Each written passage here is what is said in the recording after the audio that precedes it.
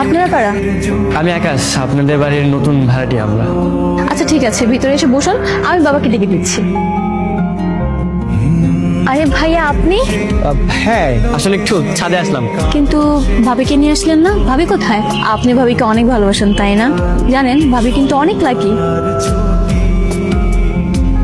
এই ঋতু ঋতু আসতেছে, তাড়াতাড়ি শাড়ি পর শাড়ি বের কর।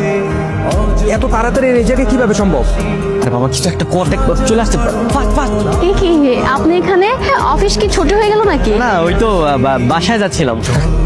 কিন্তু ওনাকে চেনা মনে হচ্ছে। উনি তো একদম দেখতে ভাবির মতো। হ্যাঁ, ভাবির মতো হবে না কেন? ও তো আমার বউয়ের ছোট ভাই। ও আচ্ছা, তার মানে আপনার শালা। ঠিক আছে, আমি তাহলে আজকে যাই। ওকে, আমিও বাসায় যাচ্ছি, চলেন না আপনাকে নামাই দিয়ে আসি। আমার তো বাইক আছে। উনি যাবে না? না ও যাবে না, ও বাসায় চলে যাবে। এই কফি তো। আরে নে খা। আর শ্বশুর মশাইকে আমার একটা সালাম জানাস, ঠিক আছে?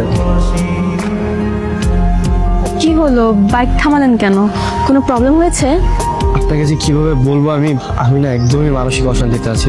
বাড়িতে একদমই শান্তিতে নেই। আমার জানা মতে তো ভাবি খুব ভালো একটা মেয়ে। ওরা আমাকে প্রথম থেকে একদম ঠকিয়েছে।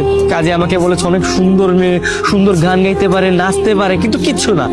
ওর মধ্যে কোনো গুণই নেই। ও আমাকে দিন রাত 24 ঘন্টা শুধু মারে। দেখুন, আপনি মন খারাপ করবেন না। কি করবেন বলেন? বিয়ে তো হয়ে গিয়েছে। তোমার মতো ভালো করে পেলে না আমার জীবনটা ধন্য হয়ে যেত। কথায় আছে না যে ভালো ছেলেদের কপালে ভালো মেয়ে জোটে না, আবার ভালো মেয়েদের কপালে ভালো ছেলে জোটে না। আমাকে তো সবাই ভালোই বলে, এখন আমার কপালে কি আছে তা একমাত্র আল্লাহ ভালো জানে।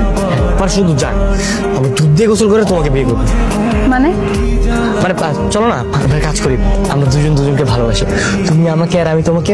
আর ওই ডালিটা মনে হয় না বেশি দিন থাকবে, ও চলেই যাবে। আপনার সাহস তো কম না। আপনার বউ থাকা সত্ত্বেও আপনাকে পরকের অফার দিচ্ছেন। আপনাকে প্রস্তুত আমার ভুল হয়েছিল। আরে দাঁড়াও। আচ্ছা, আমরা এদিকে যাচ্ছি কেন? ভাবি কি এদিকে আসে? ওই দেখো তোমার ভাবি। ভাবি এত খারাপ? আপনার মতো একজন ভালো মানুষকে রেখে উনি অন্য একটা পরপুরুষের সাথে এইভাবে প্লে করছে। ছি ভাবি, আপনি এতটা খারাপ? আপনার কাছ থেকে আমি এগুলো আশা করিনি। আপনারা কারা? আমরা কারা মানে? তুই আমার বউয়ের সাথে থেকে প্রেম করতেছ, নষ্ট ফিষ্ট করতেছ, তো আবার জিজ্ঞেস আমরা কারা? হ্যাঁ, এই তুমি আমার ভালোবাসো না বলো? চলো তো আমরা এদিকে চলে যাই। শুধু এদের কথা শুনে বিরক্ত হচ্ছি। ভাবি তুমি কি সত্যি আমাকে বিয়ে করবে? মন থেকে বলছো তো? একদম মনের গভীর থেকে বলছি। পৃথিবীতে তোমার মতো আরেকটা মেয়ে পাওয়া যাবে না। তার মানে পৃথিবীর সকল মেয়েকে চেক করা হয়ে গেছে? আসলে চেক করার কিছু নাই, তুমি যেরকম মেয়ে তোমাকে দেখলেই বুঝবে তুমি আমার জন্য একদম পারফেক্ট। ঠিক আছে, তাহলে চলো তুমি আর আমি মিলে বাবাকে একটু বুঝিয়ে বলি। চল যাই আমরা। দেখো বাবা, ঋতু আমাদের একমাত্র মেয়ে। ওর কোনো শখ আহ্লাদ আমরা কখনোই পূরণ করতে বাদ রাখিনি। আমার একমাত্র মেয়েকে আমি কোনো বিবর্ষী ছেলের সাথে দিয়ে দেবো এটা কখনোই ভাবিনি, কিন্তু তুমি খুবই ভালো ছেলে, তাই আর আমি মানা করতে পারছি না।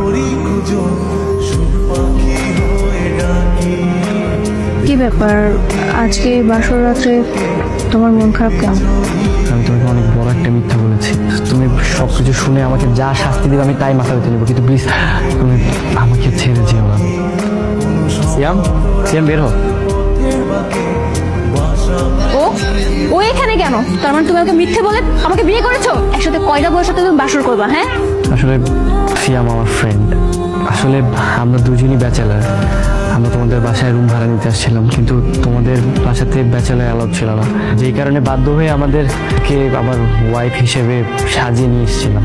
তারপরে তোমার সাথে আমার প্রথম দেখাতে আমি তোমাকে ভালোবেসে ফেলি, যেই কারণে তোমার সাথে এত বড় একটা মিথ্যা কথা আমার বলতে হয়েছে। তার মানে তুমি আনমেরিড ছিলে? হ্যাঁ, তুমি আমার প্রথম স্ত্রী।